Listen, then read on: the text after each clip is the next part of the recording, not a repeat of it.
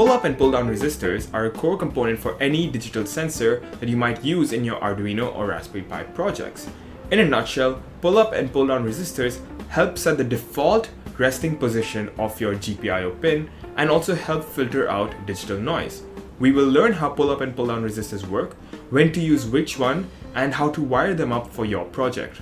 But first, to understand how pull-up and pull-down resistors work, we must understand how digital signals work. In a sense, digital signals are zeros and ones, on or off. A 0 is a ground or low voltage signal, while a 1 is a either 5 or 3.3 volt high voltage signal. A push button switch is the easiest way to understand how this digital signal works. Now if I wire it up following this circuit, you can see that pressing the push button results in a value of 1, while releasing the button results in a value of 0. Now what if you wanted to reverse this behavior and I wanted to have a value of 0 when I press the button and a value of 1 when I let go of the button?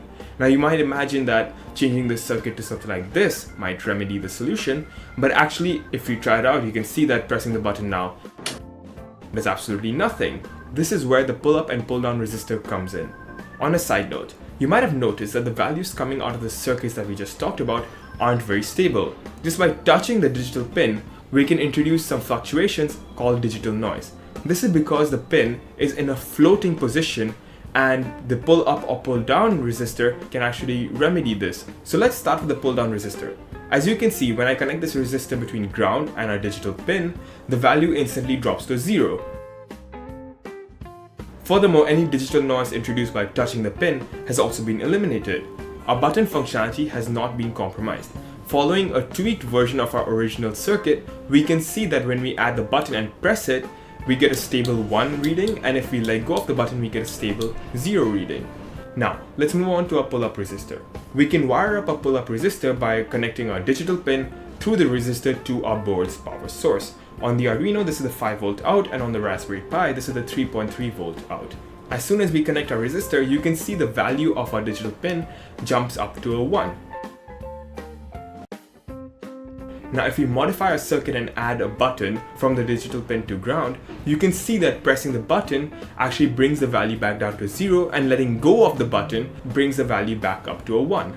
This means that the resting position of the digital pin is now a 1. It's been pulled up from a default value of 0 to a default value of 1. This pull up is where the pull up resistor gets its name. Now, before we continue, do note that pull-up and pull-down resistors aren't a special category of resistors. They're just normal resistors that get their names based on how they're wired. If you want more information on resistors, you can watch the tutorial on resistors. So you might have noticed that I didn't talk about the specific value of the resistor used in our pull-up or pull-down resistor demos that we have conducted so far. Now we're going to learn about how to select the appropriate value for your pull-up or pull-down resistor. We know that the resistor's main function is to restrict the flow of current. This property is especially important for selecting a pull-up resistor. If you select too small of a resistance value, what will happen is you'll have too much current flowing between your power source and your digital pin. This can either damage your microcontroller or cause a safety shutdown, causing your microcontroller to turn off. This is why we use a high resistance value for a pull-up or pull-down resistor.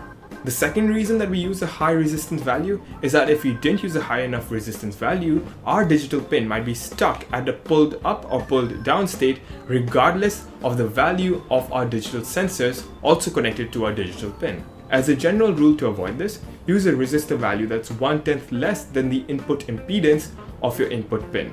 If all of this sounds too complicated for you, just stick to a simple 10 kilo ohm pull up or pull down resistor, as it's almost universally used for this function. Now lucky for us, most microcontrollers actually have built-in pull-ups that can be enabled simply through the code. That means we don't need to wire them. Now let's understand how we can enable that through the code. Okay, here I have my code for the Arduino, and here I have my code for the Raspberry Pi in Python. The Raspberry Pi is a bit special because it can do internal pull-ups and internal pull-downs. So as you can see, by using this line here, we can enable internal pull-downs, and by using this line, we can enable internal pull-ups. You just need to change this piece right here, gpio.pud_up or _down. For the Arduino, it's even simpler. You just do pin mode, in this case, digital pin 2, and then your internal pull-up. And then you can go ahead and use it as a normal sensor. Simple as that. That's it for this tutorial. Thanks for watching.